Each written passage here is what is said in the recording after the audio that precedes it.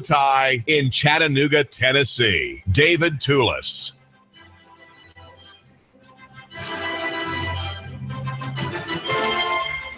Fascism is a threat to people of color, to queer people, to Muslims, to Jewish people, to disabled people, to the working class. Our enemies are strong, says Lily Stubbston, standing by her wife last night at the rally in Coolidge Park, a very peaceful rally that drew 400 people on both sides of the issue, or on several sides of several issues. Our enemies are strong, but united we will be stronger. White supremacy is your principle, she says. It is your doctor. It is the judge. Fascists do not work independently of other oppressive structures. When fascists march in the streets against us, they march with the support of the police department. But that does not scare us. The people of America are stronger than the ruling class. Here's another quote I want you to hear. That the U.S. government is an organized criminal enterprise cannot be doubted by anyone who is kept abreast of the ongoing broad open daylight effort to loot the country's wealth. All right, listen to this. The multiple $1 trillion worth of bailouts and related schemes have enriched even further the money men who pull the strings that animate the politicians. And the fleecing shows no sign of abatement. In case you're wondering why this is being allowed to happen, remember this. Your congressman and senator don't work for you. Rather, they work for those who fill their campaign coffers and make election and re-election possible. They work for the money men, and the money men own your government, lock, stock, and barrel, and they're about to own everything else unless they're stopped.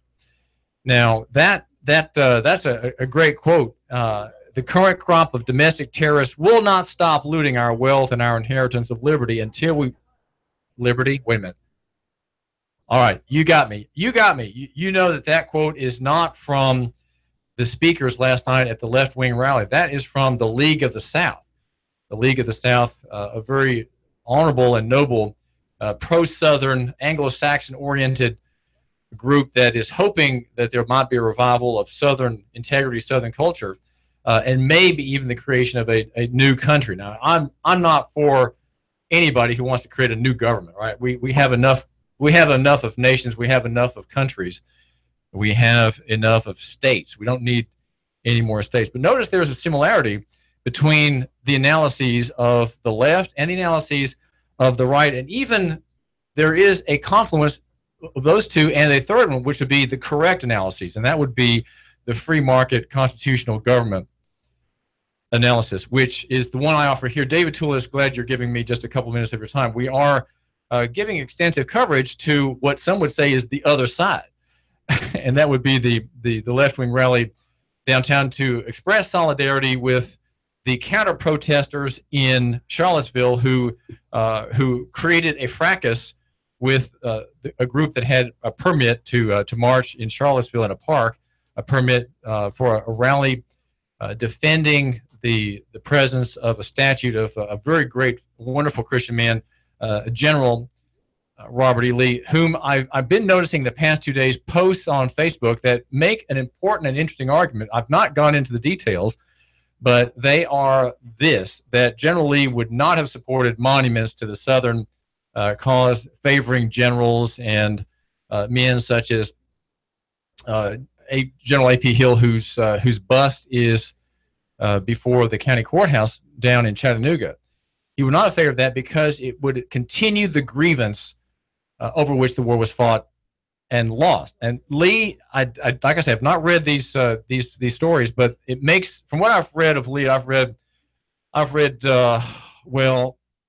half of his major biography by Southall Freeman and other books about Lee. It sounds consistent with what I know about him.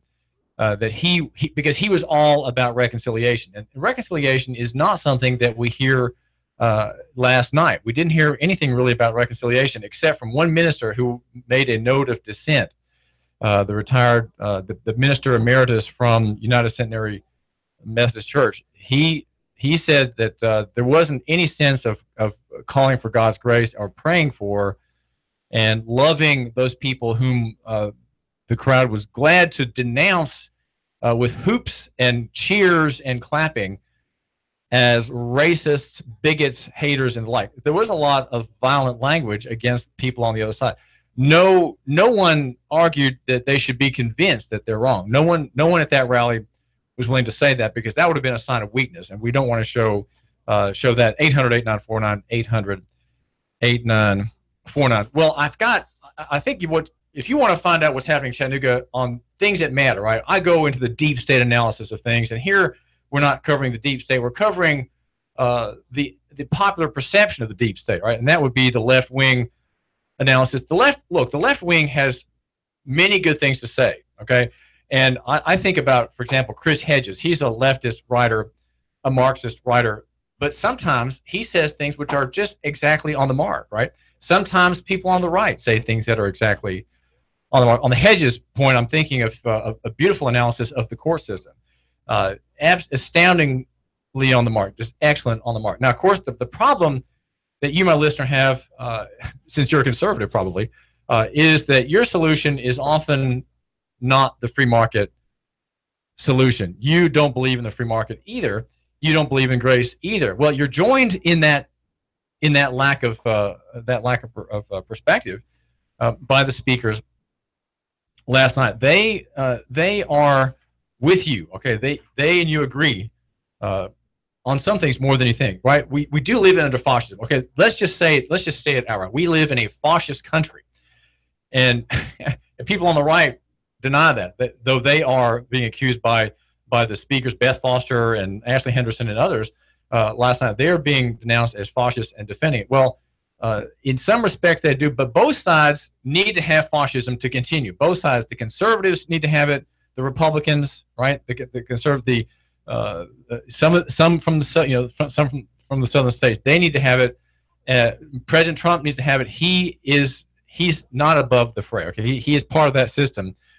You might say that system is executive power, administrative power, monarchical, arbitrary power. Right? There's no restraint on the use of this power by the central government, by the chief executive. That is, and connecting the national government with big industry and trade interests, right? Commercial banking interests. That's what we have. It hasn't really changed. It would have been much worse under Mrs. Clinton. Okay, don't get me wrong. I'm not saying anything in her favor. It would have been much worse under her. But we do live in fascism, and I say that not in the way that word was used yesterday, as an epithet and a curse. Okay, that it was thrown spittingly from the lips of the speakers last night.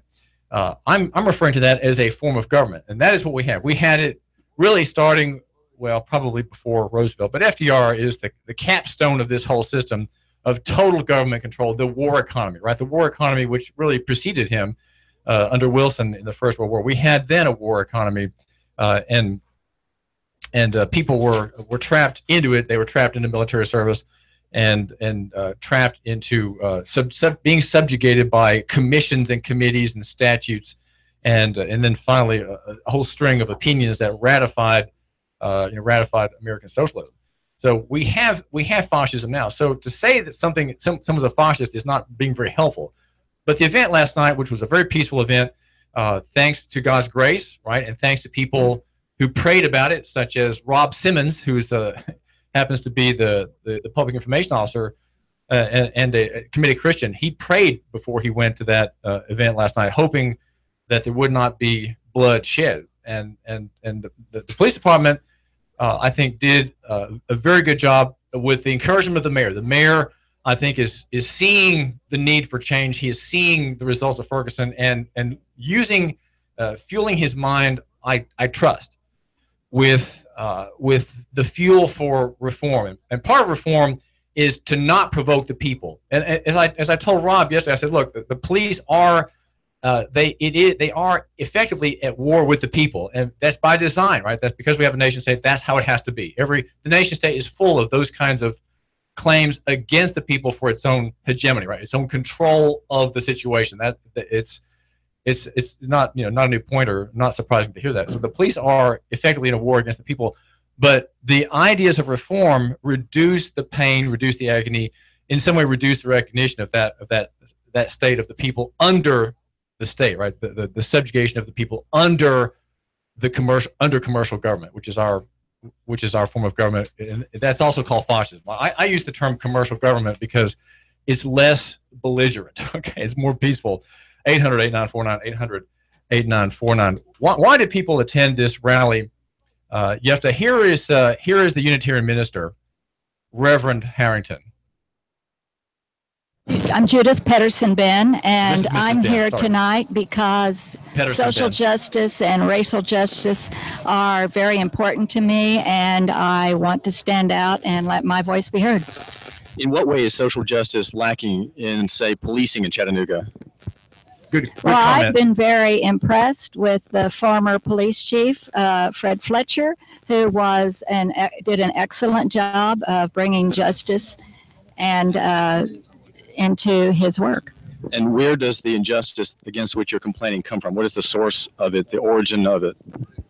Well, there are many sources, but currently, of course, we see the demonstrations where they're equating people who are standing against racism with folks who are white supremacists, and they're not the same. In Charlottesville, were all the people there rightly categorized as white supremacists, or were there many diverse libertarian, post-Southern, and other views that did not really fall under the swastika or other hateful insignia? Well, I wasn't there, so I can't say. I suspect there were, but I can't say that for sure. I also think on the other side there were people who were using violence. I'm a dyed-in-the-wool nonviolence person. I don't believe that helps. So I think there were a lot of different folks there. That's Mrs. Pedersen-Ben who is standing next to the Unitarian minister, Reverend Harrington, yesterday. Some bullet points. Okay, bullet points. They're just disconnected points. This event had an exaggerated angst and claimed a questionable minority status. Many of the grievances about gays, about oppression, have already been satisfied. The revolution has gone farther than many of these people dreamed, especially on the question of the queer life. These speakers expressed fear of their political and cultural rivals. I say fear, and that would be Christian morality. They believe that these enemies can be defeated not by work and culture, but by mass demonstrations and shows of force. There were no references to liberty yesterday. With the free market, as I suggest, the best ground for long-term advance of their goals. Right there, these are cultural and political goals. There were no references made among any of the speakers about capital creation, or the kind of personal virtue that I would say is connected with Christianity, connected with the fruit of that being self-denial. That would make their views more winsome and more attractive. In other words, what are the positives? What are the benefits? The ideas that these people on the left uttered yesterday were not